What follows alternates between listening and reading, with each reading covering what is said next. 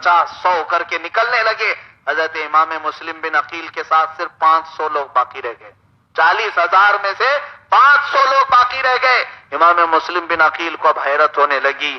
یہ وہ کوفہ جہاں پر لاکھوں ہزاروں کی تعداد میں لوگ خط بھی لکھے اور بیعت بھی کیے, جوتیاں سر پر اٹھا رہے ہیں. ابن زیاد کا صرف ایک ہی ظلم تھا, گردنیں اڑائی بس کوفہ کے بڑے بڑے امیروں کی, سرداروں کی, تو ان سے رہا نہ گیا, یہ چھوڑ کر چلے گئے. اب ان 500 کا بھی کیا بھروسہ. امام مسلم بن عقیل نکل پڑے اور اس کے بعد آپ نے دوسری رات گزار کر کے صبح جامع مسجد میں آنے کے لیے سب کو اعلان کیا کہ سب آ جائیں. صبح جامع مسجد میں نماز کے بعد بحث ہوگی, بات چیت کی جائے گی کہ ہمیں آگے کا کیا کرنا ہے. امام مسلم بن عقیل فجر کی نماز پڑھانے کے لیے جامع مسجد میں داخل ہوئے. جب آپ نے جماعت قائم کی, سلام پھیر کر کے دیکھا تو آپ کے ننھے 2 بچے ہیں اور باقی کوئی نہیں ہے, کوئی نہیں. پورے کوفہ والے اچانک غائب ہو گئے. امام مسلم بن عقیل کے آنکھوں سے آنسو آ گئے. پہلی مرتبہ ایسی دغابازی, ایسی غداری, ایسی بزدلی دیکھنے کو ملی. ارے نوجوان جو رسول اللہ کے نوجوان ہوتے ہیں وہ تو اپنے بچوں کو سامنے کٹتا ہوا دیکھ کر کے بھی ان کی ہمت نہیں جاتی. عزیزان گرامی, کئی ایسی صحابیات ہیں. حضرت ام عمارہ رضی اللہ تعالیٰ عنہا اپنے بیٹوں کو جنگ میں بھیجی ہیں اور اتنا ہی نہیں, حضور سے اجازت مانگتی ہیں, آقا میرے 2 بیٹے جا رہے ہیں آپ کے ساتھ, مجھے بھی اجازت دی جائے. آپ نے فرمایا عورتوں کو جہاد میں جانے کی اجازت نہیں. کہتی ہیں یا رسول اللہ محض پانی پلانے کے لیے آؤں گی اور اس لیے آنا چاہتی ہوں, میں دیکھتی ہوں کہ صحیح طریقے سے آپ کی خدمت کا وہ حق ادا کریں گے یا نہیں ادا کریں گے. اگر کہیں یہ جنگ میں تھوڑی سی بھی آنا کانی کریں گے تو آقا یہ مجھ سے ڈرتے ہیں, میں وہیں پر ان کے ساتھ تماچے لگا کر انہیں جنگ میں سیدھا کر دوں گی. وہ مائیں تھی مدینے کی جو اپنے نوجوانوں کو حضور کے ساتھ بھیج کر یہاں چٹائی پر بیٹھ کر کے ہاتھ پھیلا کر بیٹھتی نہیں تھی میرا بیٹا صحیح سلامت آ جائے, اسے کوئی تکلیف نہ ہو, بلکہ رسول اللہ کے ساتھ جاتی اور یہ دیکھتی کہ اگر یہ تھوڑی بہت بھی کوتاہی کرے وہیں پر میں اسے تماچے لگاؤں اور کہوں خبردار تو رسول اللہ کے لیے میں نے تجھے جنا ہے, رسول اللہ کے لیے تجھے دودھ پلایا ہے. وہ تو حقیقت میں جانثاران رسول تھے. کوفہ کی دغابازی دیکھ کر کے ہمیں یاد آتی ہے بات. اے میرے عزیزو, آج سب کے لیے میں ایک میسج دے دوں, ایک بہت ہی بڑا پیغام. لوگ جو ہے لوگوں پر بھروسہ کرتے ہیں. ہمیں خاص طور پر یہ ایک تنبیہ کی گئی تھی علماء کے لیے, مبلغین کے لیے.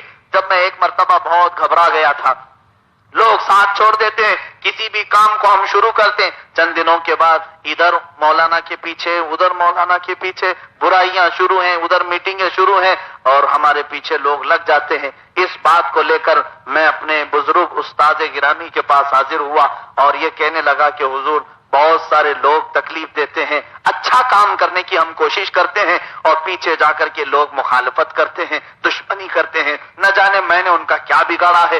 یہ باتیں کرنے کے بعد انہوں نے ایک بہت بڑی بات یہی مثال دی تھی. کہا تھا کہ تجھے معلوم ہے تم کون ہو, تمہارے باپ نہ نبی ہے نہ ولی ہے, نہ تمہاری ماں جنتی عورتوں کی سردار ہے. یاد رکھو کوفہ میں جن کے نانا سید الانبیاء ہیں, جن کی ماں جنتی عورتوں کی سردار ہے, جن کے باپ ولیوں کے سردار ہیں, ان کے ساتھ قوم چھوڑ کر کے دھوکہ کر سکتی ہے تو تمہاری حیثیت ہی کیا ہے, تمہاری حیثیت کیا ہے. لہذا ہمیشہ یہ یاد رکھیں, کوئی بھی کام کرنا ہو قوم کے بھروسے پر نہیں, اللہ کی ذات پر بھروسہ ہو. یہ ہمیں سرکار غریب نواز نے بھی سکھایا ہے. جب وہ ہندوستان آ رہے تھے صرف 8 فقیروں کے ساتھ آ رہے تھے. شہاب الدین غوری بادشاہ اس وقت جنگ میں شکست کھا کر واپس جا رہا تھا, اپنی فوج, اپنی تلواریں, اپنے ہاتھی گھوڑے لے کر ان فقیروں کو ہندوستان میں آتے دیکھ کر اس نے پوچھا بابا کہاں جا رہے ہو. بابا نے بہت بڑی بات کہی تھی, ہمارے اصلی بابا معین الدین حسن چشتی ہیں. بابا ہو تو ویسا بابا ہو. سرکار غریب نواز فرماتے ہیں اے شہاب الدین ہم ہندوستان فتح کرنے کے لیے جا رہے ہیں. پھٹی گدڑی پہنے ہیں, چہرے پر دھول لٹی ہوئی ہے, نہ ہاتھ میں تلوار ہے نہ چھری ہے, ہندوستان فتح کرنے کی بات کر رہے ہیں. شہاب الدین غوری نے کہا دیکھو بابا کتنی بڑی فوج میں لے کر کے گیا تھا, کتنے ہاتھی, کتنے گھوڑے, کتنی تلواریں, میں شکست کھا کر ہار کر کے آ رہا ہوں, تم ہندوستان فتح کرنے کی بات کر رہے ہو، میرے بابا نے یہی کہا تھا، سرکار غریب نواز نے، اے شہاب الدین تجھ میں اور مجھ میں یہی فرق ہے، تو جب ہندوستان پر حملہ کرنے کے لیے جاتا ہے تو یہ ہاتھی گھوڑے فوج پر بھروسہ کر جاتا ہے، اور معین الدین اللہ کی ذات پر بھروسہ کر کے جا رہا ہے، اور وہ یقیناً مجھے فتح یابی عطا بھی کرے گا، اور عطا کیا رب العالمین نے ایسی حکومت کہ سرکار غریب نواز کی 5 سالہ الیکشن والی حکومت نہیں، 800 سال گزر گئے اب بھی حکومت قائم ہے۔ عزیزان گرامی، کوفہ والوں کی دغا بازی، دھوکہ بازی یہ مشہور ہے، مثال میں دی جاتی ہے، لیکن یہاں پر ایک بات یاد رکھیں، اگر دغا بازی کسی کے اندر آتی ہے تو پھر وہ کوفہ والوں میں سے ہو سکتا ہے، یا ان کی اولاد میں سے، ان کی ذریت میں سے، یا ان کی خصلتیں اس کے اندر آ گئی ہیں، لہذا مدینے والے بنو جو آج تک رسول اللہ کے لیے جان دینے پر تیار۔ آج کی بات میں کر رہا ہوں، آج کی بات بھی مدینہ طیبہ میں آج بھی ایسے گھر ہیں جو میرے آقا کا نام سنتے ہی اپنی محفل سے کھڑے ہو جاتے ہیں، کھڑے ہو جاتے ہیں۔ میں نے ایسی محفلیں دیکھی ہیں مدینہ طیبہ، ایک بزرگ ہیں اب بھی وہ باحیات ہیں، جن کی عمر 94 ہے، 94 سال کی عمر ہے، وہ جب مجلس سجاتے ہیں حضور کی مولود کی محفل میلاد، عزیزہ نگرامی ایک بات میں بتاؤں، جو علاقے والا ہوتا ہے وہ روز دیکھ دیکھ کر کے اس کے اندر قدر ختم ہو جانا چاہیے نا، روز دیکھ رہا ہے تو تھوڑی اہمیت کم ہو جاتی ہے، لیکن وہ مدینے والے وہیں پیدا ہوئے، وہیں جوان ہوئے، وہیں بوڑھے ہو گئے، اور ان کا حال میں نے دیکھا کہ جب کوئی قصیدہ پڑھنے والا قصیدہ پڑھ رہا ہے، حضور کا نام کسی شعر میں آتا ہے تو اپنے بڑھاپے کو جمع کر کے کرسی سے کھڑے ہو جاتے ہیں۔ اگر 10 مرتبہ ایک نعت میں حضور کا نام آئے تو 10 بار کھڑے ہوتے اور بیٹھتے ہیں۔ 94 سال کی عمر ہے۔ عزیزان گرامی، یہ اہل مدینہ کی وفا اللہ ہمیں عطا فرمائے، اہل کوفہ کی دغا سے اللہ ہماری حفاظت فرمائے۔ امام مسلم بن عقیل کے ساتھ کیا ہوا، پورے لوگ ایک ساتھ چھوڑ دیے، 60,000 بیعت کیے، 40,000 گھیراؤ کے لیے آئے، 500 تو بچے تھے وہ بھی نکل بھاگے۔ امام مسلم بن عقیل نے محسوس کر لیا کہ غلط جگہ پر ہم پہنچے ہیں، یہ سب لوگ ان کے دل مضبوط نہیں، یہ بزدل ہیں، بکری کا دل رکھتے ہیں، ڈرنے والے لوگ ہیں۔ امام مسلم بن عقیل رضی اللہ تعالیٰ عنہ اس وقت ایک صحابی حضرت حانی بن عروہ کے گھر قیام کیے۔ حضرت حانی بن عروہ نے اپنے گھر میں ان کو رکھا کہ حالات اچھے نہیں ہیں۔ ابن زیاد نے بڑے بڑے سرداروں کو گردن اڑا دی ہے، اب آرڈر جاری کیا ہے امام مسلم بن عقیل کو گرفتار کر کے لایا جائے، تو اس وقت حالات ایسے تھے، اللہ اکبر۔ امام مسلم بن عقیل کون ہیں؟ یہ بھی خاندان رسول کے شہزادے ہیں، علی مرتضیٰ کے بھتیجے ہیں۔ ان کے بیان سنو تو کلیجہ منہ کو آتا ہے۔ فرماتے ہیں 2 دن تک ان کے گھر میں رہے، سوچا کب تک میں اندر رہوں گا، کب تک اندر رہوں گا۔ آپ بات کرتے رہے، وہ صحابی رسول تھے، جانے نہیں دے رہے تھے، محب اہل بیت تھے۔ پولیس آپ کی ابن زیاد کی تلاش میں لگی ہوئی ہے، کسی کو معلوم تھا کہ ان کے گھر میں ہو سکتے ہیں۔ ایک خبری آیا، وہ خبری پیسے لے کر کے، تحفہ لے کر کے حانی بن عروہ کے پاس آیا، پوچھا امام مسلم بن عقیل ہے؟ آپ نے کہا تجھے کیا پتا اس کی، تجھے کیا غرض اس سے، جا تو اپنا کام کر۔ کہا نہیں، میں اہل بیت سے بہت محبت کرنے والا ہوں، ان کے لیے کچھ نذرانہ دینے کے لیے آیا ہوں۔ آپ نے اپنا دل ہلکا کیا کہ اب بھی کوفہ میں امام مسلم سے محبت کرنے والے ہیں، اندر لے گیا امام مسلم بن عقیل کے پاس، اس نے نذرانہ پیش کیا اور سیدھے وہ خبری آ کر کے ابن زیاد سے کہا حانی بن عروہ کے گھر میں امام مسلم چھپ کر بیٹھے۔ ابن زیاد نے آرڈر جاری کیا اور اپنی پولیس کو بھیجا، پولیس کو پہلے امام مسلم بن عقیل کو گرفتار کرنے کے لیے۔ حضرت حانی بن عروہ کو معلوم ہو گیا کہ اس کی فوج آ رہی ہے، اس کی پولیس آ رہی ہے۔ حضرت حانی بن عروہ نے امام مسلم بن عقیل کو اپنے گھر سے نکال کر دوسرے گھر میں منتقل کر دیا۔ ایک بہت ہی محب اہل بیت خاتون تھی توعا نام کی، وہ حقیقت میں رسول اللہ کی اولاد سے محبت کرنے والی تھی۔ امام مسلم بن عقیل اس کے گھر میں چلے گئے، حضرت حانی بن عروہ کے گھر پولیس آئی، چھان بین کی، نہیں ملے تو ان کو ہی پکڑ کر کے لے گئے۔ حضرت حانی بن عروہ کی عمر اس وقت 80 سال کی تھی، ان کا بڑھاپا تھا، لے کر کے گئے اور اس نے ابن زیاد نے ان کو سامنے مجرم کی طرح پیش کیا، صحابی رسول کو مجرم کی طرح، اور اس کے بعد پوچھا کہاں چھپا کر کے رکھا تو نے باغی شخص کو؟ حانی بن عروہ کا خون گرم ہو گیا، کہا اے زانی کے بیٹے اپنی زبان سنبھال کر بات کر، تو رسول اللہ کے گھر والوں کو باغی کہتا ہے؟ باغی تو تو ہے اور تیرا پورا امیر جو یزید ہے. اتنے بھرے جملے انہوں نے گورنر ہاؤس میں جو کیے، یہ ایمان والوں کی ہی علامت ہو سکتی ہے. بادشاہ ظالم کے سامنے حق بات کرنا بزدلوں کا کام نہیں ہوتا. اس سے اپنی توہین برداشت نہ ہو سکی. ابن زیاد کو انہوں نے کیا کہا؟ زنا سے پیدا ہونے والے اپنی زبان سنبھال کر کے بات کر. رسول اللہ کے گھر والوں کو باغی ہرگز نہ کہنا. اس بات پر وہ آگ بگولا ہوا اور اپنی تلوار لے کر کے آیا اور حضرت حامی بن عروہ کی گردن اڑا دی، اور اس کے بعد ان کے سر مبارک کو باہر گلیوں میں اچھال دیا اور جسم کو سیڑھیوں سے نیچے پھینکا، جس سے پوری ہڈیاں ٹوٹ گئیں. حضرت حانی بن عروہ شہید ہوئے، محب اہل بیت ہیں. آج بھی ان کا مزار مبارکہ کوفہ کی جامع مسجد میں موجود ہے. حانی بن عروہ کا گناہ کیا تھا؟ ان کا قصور کیا تھا؟ ان کی غلطی کیا تھی؟ کوئی غلطی نہیں، محض یہ کہ انہوں نے امام مسلم بن عقیل کو اپنے گھر میں پناہ دیا تھا. اس کے بعد کیا ہوا؟ امام مسلم بن عقیل طوعا کے گھر میں تھے.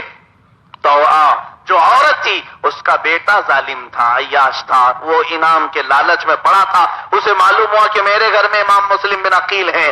اس نے جا کر ابن زیاد کو خبر دے دی کہ میرے گھر میں امام مسلم چھپے ہوئے ہیں. دوسرے دن 70 فوجیوں کو اس نے بھیجا امام مسلم بن عقیل کو گرفتار کرنے کے لیے. جب وہ اس کے گھر آئے، طوعا نام کی عورت کے گھر آئے، 70 فوجیوں نے سوچا کہ مار کر کے گرفتار کر لیں گے، لیکن انہیں معلوم نہیں تھا کہ مقابلہ ہاشمی شیر سے ہو رہا ہے. حضرت امام مسلم بن عقیل اپنی تلوار پہلی مرتبہ نکالتے ہیں. کہتے ہیں ظالموں، میں اپنی تلوار کو کسی کے خون سے آلودہ نہیں کرنا چاہتا تھا، مگر تم لوگوں نے مجھے مجبور کر دیا ہے. اب آؤ کون مقابلہ کرتا ہے. ان کی تلوار کی جھنکار دیکھ کر وہ بزدل سامنے کھڑے ہو پائیں گے؟ وہ کیسے کھڑے ہوتے؟ وہ سارے ادھر کے ادھر بکھر گئے. کئی لوگوں کو زخمی آپ نے کیا. اس کے بعد ہوا کیا؟ اس کے بیٹے نے، طوعا نام کی عورت کے بیٹے نے کیا کہا؟ اے مسلم بن عقیل، بات کچھ اور ہے. یہ لوگ آپ سے لڑنے لگے، ہم لڑنے کے لیے نہیں آئے تھے. عبید اللہ بن زیاد گورنر کوفہ کے، انہوں نے ہمیں یہ آرڈر دیا ہے کہ آپ کو عزت کے ساتھ گورنر ہاؤس لے کر کے آئیں، آپس میں مل بیٹھ کر کے بات کریں گے، مشورے سے اس معاملے کو حل کریں گے، آپس میں سمجھوتا کر لیں گے. اسی لیے ہم آپ کے پاس پیغام لے کر کے آئے، لڑنا نہیں چاہتے. امام مسلم بن عقیل نے کہا ٹھیک ہے، اگر صلح کی بات ہے میں ساتھ چلتا ہوں.